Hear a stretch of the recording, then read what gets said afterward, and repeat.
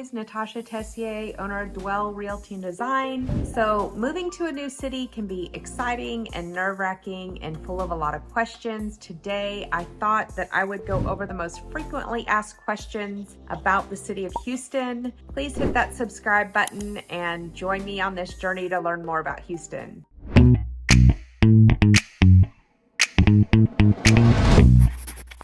Hey guys, I'm Natasha Tessier. Thank you for tuning in. It's May, it's crazy. I don't know if everybody's May is crazy, but just graduations, end of school, finals, a lot going on. But I'm here to keep doing my videos. I am gonna get out. I'm hiring a video guy to kind of tour us and take us on different neighborhoods. But today I wanted to go over the most frequently asked questions about the city of Houston. It's obviously a very diverse city, lots of industry, lots of job opportunity here, several professional sports teams. But you know, if you're considering moving, a lot of people have questions, especially my out of town clients, about the process and how do I sell my house, or what are the steps? How long does it take? All that good stuff. Reach out anytime. I can go over all those details. We're pretty much got it down to make it pretty seamless as far as moving across the country to Houston.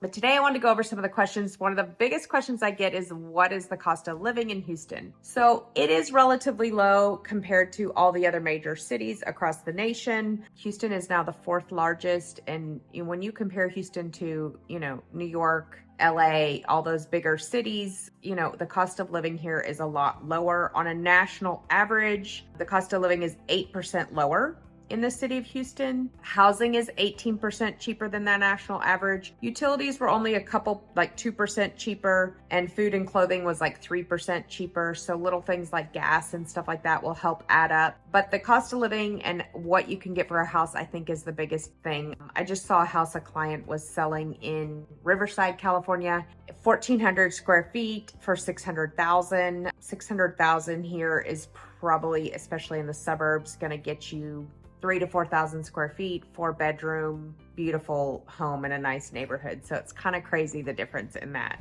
And then also entertainment and expenses, things like, grooming services are 3% cheaper. So housing, let's talk about that. The average home price is around $378 right now, and the average rent is about $1,400. All these have gone up, so I tried to get the most current data that I could get because it used to be in the 200s for the average. So monthly utilities, a lot of people are always asking me what utilities are. I did an average, which was $168 a month, but that's kind of difficult depending on, are you in an older house that's not as efficient or one of the newer houses with double pane windows? Most areas have where we call a choice in the state of Texas. So you get to pick who your electricity provider is, and that creates a lot of competition and therefore keeps the prices down. I happen to live in a neighborhood we can't choose. We only get Mid-South, but that average of 168, some months I would say, it's below 100 in the winter. I don't run the heat. I hate running the heat. I like a fireplace. So my bills in the winter are a lot less, but then in the summer it might be, closer to 300 when you're running the AC all the time. So take that either way. The next thing is cost of food. So I went through a few things at the grocery store just to kind of give you a general idea. Right now, and I just looked it up on our H-E-B's, are a great big grocery store that you're gonna love if you move here. So at H-E-B right now, a gallon of milk is around $3 to $3.50. A dozen eggs is $3, and then a 5-pound bag of potatoes came in at $3.28. So that kind of gives you cost of goods and how much they're charging for things right now. Moving on to healthcare and the cost of healthcare, it says an optometry checkup is about $100. A dental is about $115. This is, on average. So transportation, right now our gas, I'm filming this, when is this, like mid-May? Our gas is under $3 out here. I want to say I saw it for like $2.70 at H-E-B, but $3.50 is the average. So when you're kind of doing an overall average. And then goods and services, I have an average of men's shirts and women's shirts.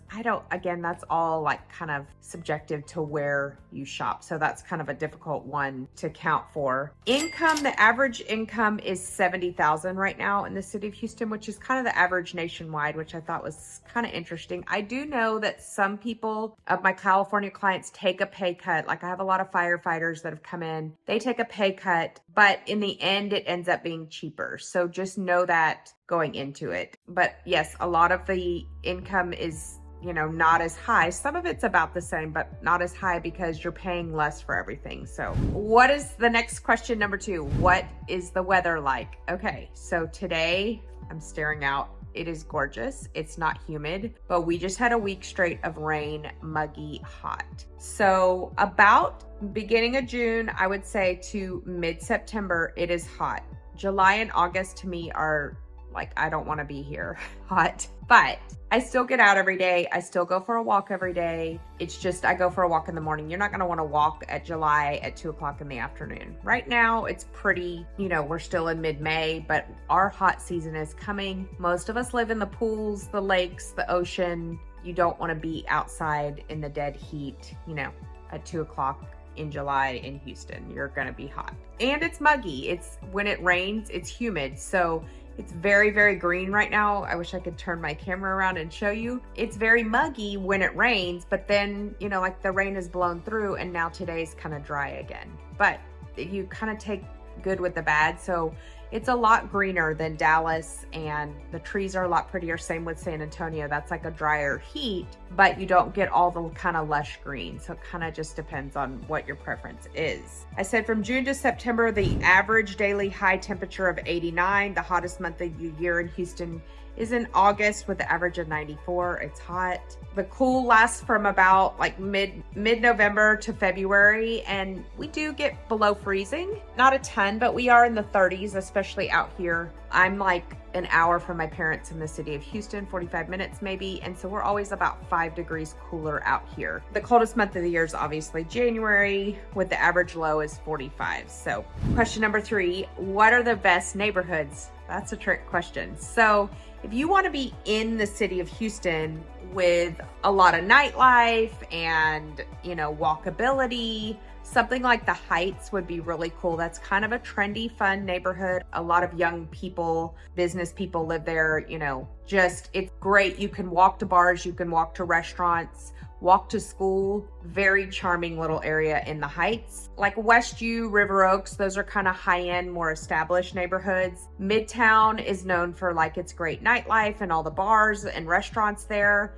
Really great places to go out to dinner there. So if you're kind of into that. And then you of course have your suburbs. So Katy, I have several houses closing in Katy, Texas. Very great suburb out I-10. Not as many trees as you're going to find like in the Woodlands, Conroe, Montgomery, Magnolia, Tomball area, but still a great suburb with lots of access to the city on I-10. They've expanded all that, so it's not as bad as it used to be when I was teaching there. There's, lots of great schools. You have Cypress, you have Sugarland. I mean, the list goes on and on. Out in, like I said, the Woodlands, probably the Woodlands is the most, and I did a video on that last week, the most established suburb, I would say, because you've got high-end shopping, the Waterway, 5-star dining, all right there in the Woodlands, concerts on the lawn. It's a pretty cool suburb of all the suburbs, but all of them have different things to offer. And then out from the Woodlands, you've got Montgomery towards the lake life and Conroe. Conroe is like the fastest growing city in the nation right now. So Magnolia and Tomball are kind of quiet little pockets with 2 high schools in each. Lots of different things to offer out this way, and the trees and the hills are a little bit prettier, I think, than the rest of the city. So lots of good neighborhoods to look at. If you need further info, please feel free to reach out. Hit that subscribe button. Tell me where you're from. I would love to hear information from you. That's what keeps my channel going. So tell me what you're from, what your plans are, why you're looking. Even if you're just looking in Texas, I have so many agents across the state. I'd be glad to give you their names and let them help you figure out where it is best to move you or your family. Okay, number 4, what is the job market like? So because we have so many people moving here, the job market is actually growing like crazy. There's a lot of need because of so many people moving in. And so some of the biggest industries we have here is obviously energy, healthcare, and then of course aerospace with NASA. So for energy, we have ExxonMobil, Chevron, and Shell all right here. That's a lot of the Woodlands, is a lot of that oil and gas, energy. Healthcare, obviously, we have the largest healthcare facility in the world, and we have very big hospitals that's a huge part of our industry, is all the different hospitals and all the suburbs. I've talked about this before. So like in the Woodlands, you have your own Methodist, Memorial Hermann, Texas Children's, same with Katy, all these different suburbs. You have a lot of different hospitals to accommodate people. So if you are in the healthcare industry, chances are you don't have to drive all the way downtown. Of course, like MD Anderson's down there, but they also have satellite offices and things like that. So it makes for the commuting to be a lot better. Okay, so then you have aerospace engineering, the NASA Space Center, the Johnson Space Center down towards Galveston. That's also a part of a huge industry for jobs here. You also have Boeing is here. Part of Boeing's business is here. For technology, we've got Hewlett Packard and IBM. For manufacturing, we have the Dow Chemical. So lots and lots of industry here in Houston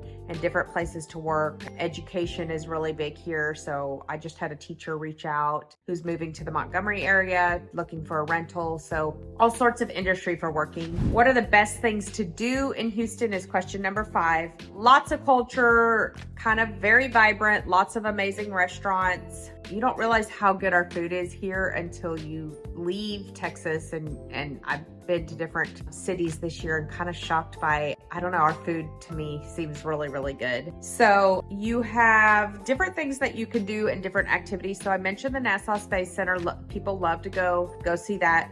There's a museum district with 19 different museums. So if that is your thing, you've got the Museum of Fine Arts in Houston, you've got the Museum of Natural Science, you got the Children's Museum, just to name a few. The Buffalo Bayou is a great park that you can walk and check out. There's biking trails and kayaking and paddleboarding along the Buffalo Bayou. Obviously, you can attend sports games. We've got several professional sports teams. So you've got your Astros, your Rockets, your Texans, minor league teams that you can go see. Lots to do in the sporting world. And then, of course, the Houston Zoo. There's that Christmas, they do zoo lights, which is amazing. But the zoo in and of itself is amazing down by the Med Center. Really fun day if it's a day like today to go out and check out all the animals. You can shop and dine. Like I said, the Heights is great. Shopping and dining. It's a very kind of historic neighborhood with lots of local restaurants and bars. It's kind of known for its charm. So if you want to be kind of in the city, that's where I go. But, like I said, the Woodlands has amazing shopping. You've got, Nordstrom and Lululemon and Pottery Barn and all that good stuff too. So you have all that. And then obviously, like I said, the Midtown has the nightlife. Lots of bars, live music venues, things like that. But we also have country bars where people go country dancing, like Do-Si Do's out in the Woodlands. I used to go there in high school and it's still there. So different country bars to go. Lots of people love to learn to country dance and do that. It just kind of depends on your vibe. Lots of live music all around the city all the time. So anyway, those were the top 5 most frequently asked questions that I get. I hope that was helpful. Please reach out anytime. Hit the subscribe button. Tell me where you're from. Fill out my form, call me, text me. Don't hesitate to reach out if you need me. I'm here to help you, even if it's just a few questions. Please let me know how I can help, and I hope you have a blessed day.